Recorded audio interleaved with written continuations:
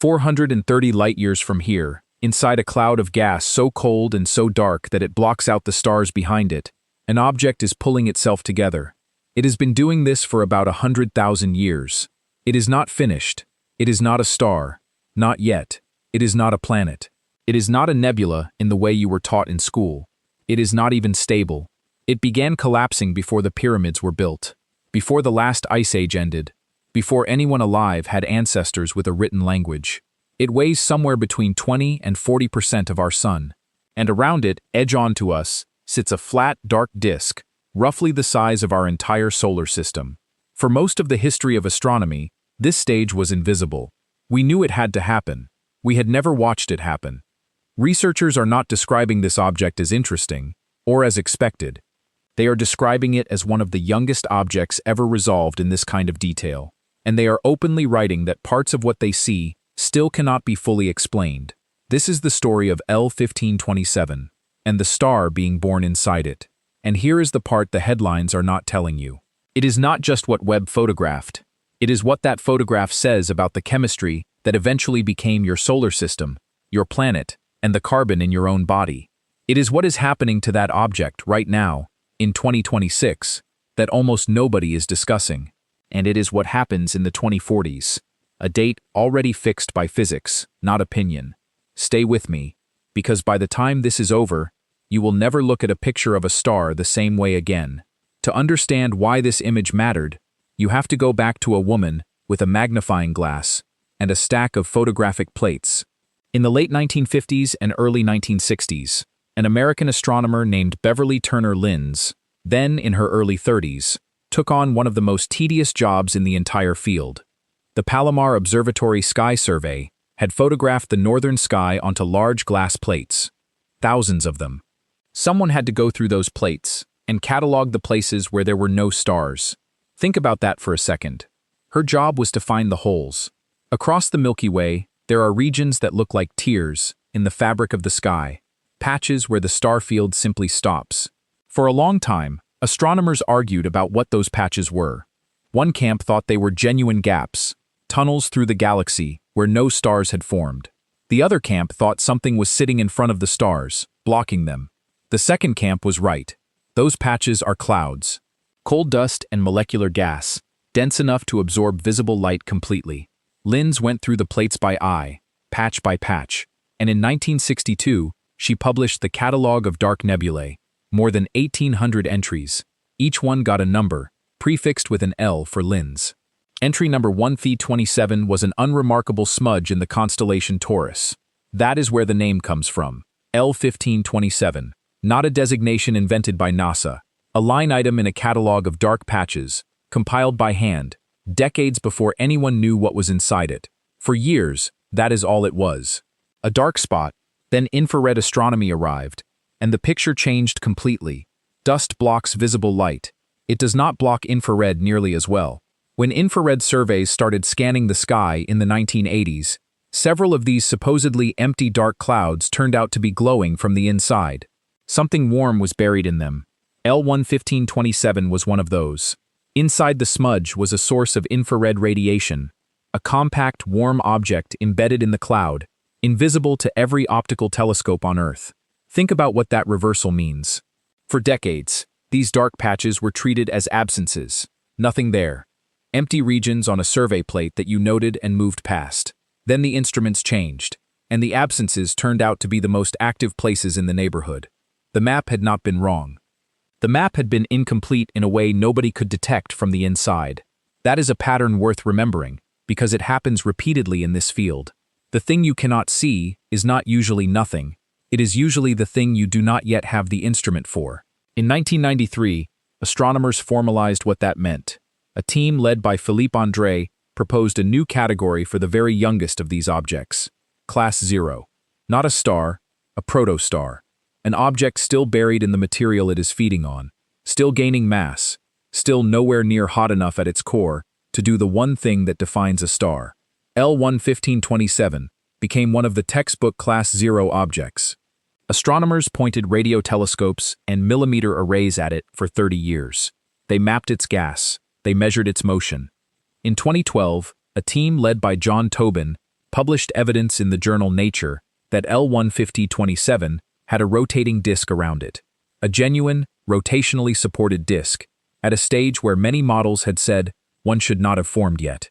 But nobody had ever seen it. Not the structure, not the shape, not the disk sitting edge-on with the light spilling out above and below it. The turning point was a launch.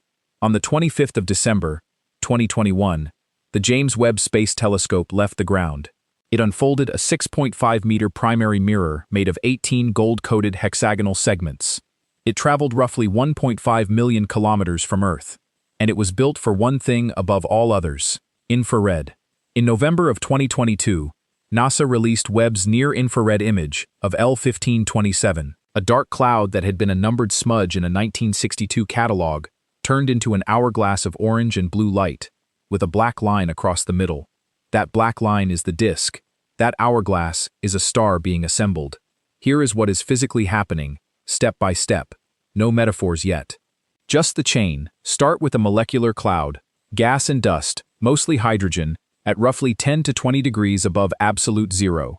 Colder than anything that has ever existed naturally on Earth's surface. Cold gas is slow gas.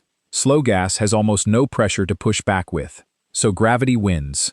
A dense pocket inside the cloud begins to collapse inward on itself. As material falls toward the center, it does not fall straight in. The cloud was rotating, very slightly to begin with. Squeeze a rotating thing down, and it spins faster. Every skater who pulls their arms in knows this. That spin does something specific. Material falling in along the rotation axis, from directly above and directly below, falls straight through and lands on the center. Material falling in from the sides cannot. It has too much angular momentum. It stalls out into orbit. Those orbits flatten into a disk, so you end up with two structures at once: a hot, dense core at the center, and a flat disk of gas and dust spinning around it, feeding it. The core keeps gaining mass. As it gains mass, it compresses, and compression heats it. Right now, in L1527, that core is estimated at somewhere between 20 and 40% of the Sun's mass, and its temperature is rising, but it has not crossed the line. Put a comparison on that. 20 to 40% of the Sun's mass still means something like 60,000 times the mass of Earth, packed into a single collapsing object. On any human scale, that is absurd. On a stellar scale, it is small. Small enough that it is not yet clear this object clears the bar comfortably, only that it is heading in that direction. That line is roughly 10 million degrees. That is the temperature at which hydrogen nuclei start fusing into helium. That reaction is what a star is. Not the glow, not the size. The fusion. L1527's core is not fusing hydrogen. Its heat comes from gravity, from material falling in and slamming to a halt. It shines because it is being crushed, not because it is burning. Which means, technically and strictly, it is not a star yet. It is an object approximately 100,000 years into a process that will take a few million more. And there is one more step, and it is the step that makes the image. Not everything that falls in stays in. Some of the material gets flung back out along the rotation axis, in two opposite jets, above and below the disk. Those jets have been running for a long time. They have punched two cavities through the surrounding cloud, one above and one below, like a drill going both ways. Light from the protostar escapes through those two hollowed-out cavities and lights up their inner walls. That is the hourglass. You are not looking at the star. You are looking at the two holes it has blown in its own cocoon, lit from inside. Now, the reason nobody had this picture before 2022. Problem 1. The object is buried. L11527 sits inside a dark cloud in the Taurus star-forming region, roughly 430 light-years away. That dust does not let visible light through. Not weakly, effectively not at all. A perfect optical telescope the size of a stadium, parked in orbit, would see a black patch. Nothing else. To see through it, you need infrared. And infrared is heat, which creates problem 2. Every telescope is warm. Every mirror, every strut, every camera glows in the infrared. Trying to observe faint infrared light with a warm telescope is like trying to photograph a candle from inside a furnace. Your own instrument drowns the signal, so Webb cannot be warm. This is why the observatory has a 5-layer sunshield, roughly the size of a tennis court, and why it sits about 1.5 million kilometers from Earth. at the second Lagrange point, permanently keeping the Sun, the Earth, and the Moon on the same side of that shield. The sun-facing layer runs above 100 degrees Celsius. The far side sits near 40 Kelvin, around -233 degrees Celsius. That temperature is not a nice to have. Without it, this image does not exist. Problem 3. There is no going back. Hubble orbits a few hundred kilometers up, and astronauts serviced it 5 times. Webb is 4 times further away than the Moon. No human being will ever touch it again. There is no repair mission. There is no second attempt. That single deployment involved hundreds of individual mechanisms, the mirror segments, the shield layers, the tensioning system, and effectively all of them had to work. Not most. And there is a quieter constraint that rarely gets mentioned: time. Webb is one telescope serving the entire astronomical community. Observing time is allocated by competitive proposal, and demand runs several times higher than the hours available. Every hour pointed at L1527 is an hour not pointed at an exoplanet atmosphere, or a distant galaxy, or a solar system body. Nothing gets observed casually. Somebody had to argue for this image and win. That is worth keeping in mind when you look at any Webb picture. It exists because a specific team made a specific case that this particular dark cloud was worth the scarcest resource in astronomy. Problem 4. The light itself is old.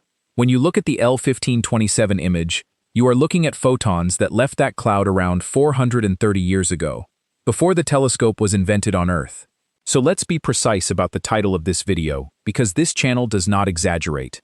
Webb did not watch a star ignite. Star formation takes millions of years. What Webb captured is a single frame, 430 years stale, of a process 100,000 years underway. What is genuinely unprecedented is not the speed, it is the clarity. For the first time, we have a sharp, resolved, structural look at the exact stage that every star, including ours, had to pass through. 430 light-years, 100,000 years, 20 to 40% of a solar mass. Those 3 numbers are the whole story, and they are going to keep coming back. Start with the black line across the middle of the image. That dark band is the protoplanetary disk, seen almost perfectly edge-on. We are looking at it from the side, like looking at a dinner plate at eye level. It is dark for a simple reason. It is thick with dust, and it is between us and the light source. It is a silhouette. Its size is the part worth sitting with. NASA's description of the Webb image puts that disk at roughly the scale of our own solar system. Hold that comparison in your head. If you swap the Sun for this object, that disk would stretch out past the orbit of Neptune.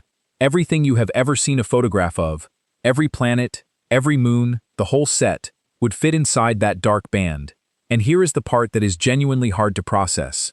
From 430 light-years away, an object the size of our entire solar system is a smear. Not a shape, not a structure with parts, a smear, a handful of pixels wide, in an image where the surrounding cavities stretch across thousands of times more sky. That is the resolution problem in one sentence. Webb can show you that the disk is there, and roughly how big it is, and that it is edge-on. It cannot show you the inside of it. What is happening within that dark band, whether grains are already sticking together, whether anything planet-like has begun, is beyond reach. And it is not decoration, it is the raw material. Planets, if this system makes any, get built out of that disk. Dust grains stick to dust grains, pebbles to pebbles. Given a few million years, boulders, then bodies large enough to hold themselves together with gravity. Here is what contradicted expectations. For years, a serious theoretical problem hung over this stage. Magnetic fields, threaded through a collapsing cloud, should carry angular momentum away and suppress disk formation early on, a problem often called magnetic braking. Some models predicted that a genuine rotating disk should not exist yet around a Class 0 object. L11527 has one. The 2012 Nature result from John Tobin's team indicated a rotationally supported disk at exactly the stage where it was supposedly difficult. Webb then showed the structure directly. Researchers still do not have a fully settled explanation for how disks assemble this fast at this stage. The observations are ahead of the theory. That is not a scandal. That is normally how this works. Now the shape around the disk. 2 glowing cones, one up, one down, meeting at the dark band. The bow tie, the hourglass. Those cones are cavities, hollow. Material blasted out of the poles has been carving them for tens of thousands of years, and light from the protostar spills out through them and illuminates the walls. You are seeing the shape of the damage. The colors are data, not styling. In the Webb near-infrared image, blue regions are where the dust between us and the light is thinnest, and orange regions are where it is thicker. The more dust in the way, the redder the light that survives the trip. So the image is effectively a density map. Every color shift is a change in how much material light had to fight through. Look at the upper and lower cones, and you can see they are not identical. They are lopsided. There are filaments crossing them, clumps, uneven edges. Those structures are places where the outflow slammed into denser pockets of the surrounding cloud, and the gas lit up from the shock. This matters because it kills a tidy picture. A star does not form in a smooth, symmetric, well-behaved bubble. It forms in a lumpy, turbulent, uneven cloud, and it tears its way out. The scale is difficult to hold. Those cavities extend for something on the order of a fraction of a light year, vast compared to the disk at the center. If the disk is the size of our solar system, the hourglass around it is thousands of times larger. One object, two holes, and 100,000 years of drilling. There is a detail in the upper cavity worth pointing out. The walls are not clean curves. In places they bulge, in places they pinch. That irregularity suggests the outflow has not been steady. Protostars appear to feed in bursts rather than at a constant rate, and each burst leaves a mark on the cavity walls. If that reading is right, the hourglass is a record of feeding episodes, a stratigraphy, like layers in rock. Researchers are still working out how to date those layers reliably. It is an open question, not a solved one. Here is the part that connects to you. L1-1527 is not just structurally interesting, it is chemically strange, and astronomers noticed that long before Webb. In 2008, a team led by Nami Sakai reported unusual carbon chain molecules in the warm gas close to the protostar, chains of carbon atoms that were not supposed to be abundant at that stage. The result was significant enough to get its own label, warm carbon chain chemistry. L1-1527 became one of the defining examples. The proposed mechanism goes roughly like this. Simple carbon-bearing molecules, mainly methane, freeze onto dust grains during the cold phase of the cloud. As the protostar heats its surroundings, that ice sublimates back into gas. Freed methane then drives a chain of reactions that builds longer carbon molecules. In plain language, the cloud freezes chemistry into ice, stores it, and the newborn star reheats it and cooks it into something more complex. Now here is the connection. Every carbon atom in your body was manufactured inside a star and released. But before it became part of you, it spent time in a cloud like this one, going through processes like this one, around a young star like this one. Our sun went through this exact stage roughly 4.5 billion years ago. Nobody photographed it. L1527 is the closest thing we have to a replay, and that is the actual scientific value of an object like this. We cannot rewind our own solar system. There is no record of its first 100,000 years, beyond what got frozen into meteorites and comets. So the only way to study the beginning is to find other systems currently in it, and read them as stand-ins. Every one of those stand-ins is imperfect. Different cloud, different mass, different magnetic environment, different neighbors. You are not watching your own history. You are watching a version of it, and you are guessing how much of the difference matters. What remains unexplained is the detail. Which molecules survive the journey from cloud to disk to planet, and which get destroyed and rebuilt, is still an open question. Researchers can trace parts of the path. They cannot yet trace all of it. That is a live area of work, not a solved one. 430 light-years away, a system is running the same recipe that produced everything on this planet, including the person reading these words. Step back from the object and look at the instrument, because the technical achievement here is easy to skip. The image came from NIRCam, Webb's near-infrared camera. It observes light in wavelengths longer than the human eye can register, the exact wavelengths that pass through dust that stops visible light dead. There is a strict physical trade-off built into that choice. Resolution depends on wavelength and mirror size. Longer wavelengths mean coarser detail for the same mirror. Infrared astronomy buys you the ability to see through the dust, and it charges you in sharpness, which is why the mirror is 6.5 meters across. The size is not for light gathering alone, it is compensation. It buys back the resolution that working in the infrared costs you. That is the whole design logic in one sentence. A mirror that big, kept that cold, that far away, so that a dark smudge from a 1962 catalog could be resolved into structure. And notice what is not in the picture. No star, not directly. The protostar itself is buried too deep in the disk to be imaged. Everything you see is indirect. Light escaping sideways, walls lit up, a silhouette across the middle. We have never taken a direct photograph of a Class 0 protostar's surface. We may never take one. The material doing the work is the same material hiding it. That is worth being honest about. This is not a picture of a star, it is a picture of the evidence of one. One more question, and it is the one that usually gets skipped. Out of every star-forming region in the galaxy, why L1527? 3 reasons, and none of them are dramatic. It is close. At roughly 430 light-years, Taurus is one of the nearest active star-forming regions. Closer means bigger on the sky, and bigger on the sky means more detail per pixel. It is oriented correctly. The disk happens to sit almost exactly edge-on from our line of sight. That is luck. Face-on, we would see a bright blur and no structure. Edge-on, we get a silhouette and 2 lit cavities. The geometry did the work, and it is young. About 100,000 years, which sounds enormous but is nothing. Our sun is around 4.5 billion years old. If you compress the sun's life so far into a single year, 100,000 years is about 11 minutes. Nearby, edge-on, and 11 minutes old. The uncomfortable part is that a great deal of what we now show in textbooks about how stars form rests on a small number of objects that happen to be well placed for us to observe. There are hundreds of billions of stars in this galaxy, and every one of them went through this stage. We have detailed, resolved images of a handful. Astronomers know this. It is one of the reasons the field keeps hunting for more examples rather than declaring the question closed. Go back to the image one last time, and look at the thin threads inside the cones. Those filaments are not artifacts. NASA's description of the Webb image identifies them as molecular hydrogen. Hydrogen gas that has been shocked by material ejected from the protostar. Here is the chain, one step at a time. The protostar throws material outward at high speed. That material runs into the slower, colder gas of the surrounding cloud. The collision heats the gas. Heated hydrogen molecules release that energy as infrared light, at very specific wavelengths. Webb detects those wavelengths. So the filaments are a collision map. Every bright thread marks a place where the outflow hit something and lost the argument for a moment. And that gives you a rough history.